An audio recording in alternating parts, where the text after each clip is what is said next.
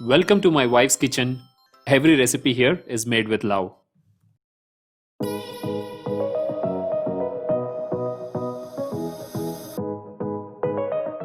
இன்னைக்கு ஈஸியான சிம்பிளான ஒரு ஹெல்த்தி ரெசிபி பார்க்க போகிறோங்க. மூங் தால் சாலட், அதாவது முளைக்கட்டிய பாசிப்பயிரை வச்சுட்டு ஒரு சாலட் ரெசிபி. அதுவும் வீட்டில் இருக்க பொருளை வச்சு இந்தியன் ஸ்டைலில் எப்படி பண்ணுறது அப்படின்னு சொல்லி பார்க்கலாம்.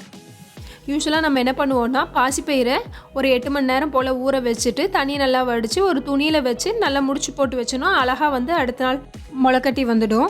பட் நான் என்ன பண்ணியிருக்கேன் அப்படின்னு சொன்னால், அந்த துணியெல்லாம் சம்டைம்ஸ் க்ரீன் கலராக மாறிடுங்க. அதுக்கு பதிலாக பாசிப்பயிரை ஊற வச்சுட்டு இந்த மாதிரி ஒரு சல்லடையில் பாசிப்பயிரை தண்ணியை ஃபுல்லாக வடிச்சிட்டு போட்டு மேலே ஒரு டிஷ்யூ நல்லா ஈரத்தில் நனைச்சி புழிஞ்சு விட்டுட்டு அது மேலே போட்டு அப்படியே வச்சுட்டேன். அழகாக பாருங்கள், கீழே நல்லா முளைக்கட்டி வந்துடுச்சு. நீங்கள் வேணால் ஒரு துணி இருந்ததுன்னா துணியை நல்லா ஈரத்தில் நனைச்சி நல்லா புழிஞ்சு விட்டுட்டு மேலே போட்டு வச்சிங்கன்னா அழகாக முளைக்கட்டி வந்துடும். துணியும் வேஸ்ட் ஆகாது. இப்போ இதை வச்சு எப்படி சாலட் பண்ணுறதுன்னு பார்க்கலாம். இது ஒரு கப் போல் நான் முளைக்கட்டின பாசிப்பயிறு எடுத்திருக்கேன். இன்னொரு கிளாஸில் ஒரு 1/2 டேபிள் ஸ்பூன் போல் ஆலிவ் ஆயில், கூடவே ஒரு 1/2 லெமன் நல்லா புழிஞ்சு விட்டுக்கிறேன். உங்கள்கிட்ட ஆலிவ் ஆயில் இல்லை அப்படின்னா தேங்காய் கூட யூஸ் பண்ணிக்கலாம். இதில் தேவையான அளவுக்கு பெப்பர் பவுடர்.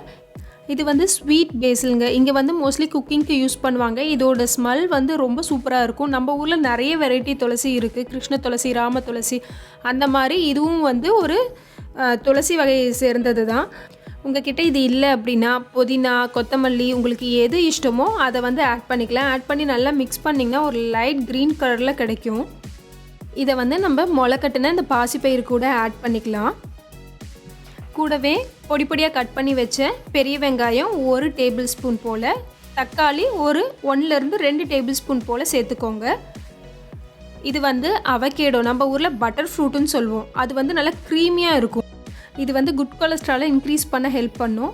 இது கூட ஒரு 2 டேபிள் ஸ்பூன் போல் நான் திக்கான தயிரை ஆட் பண்ணிக்கிறேன். கொஞ்சமாக பெப்பர் பவுடர்.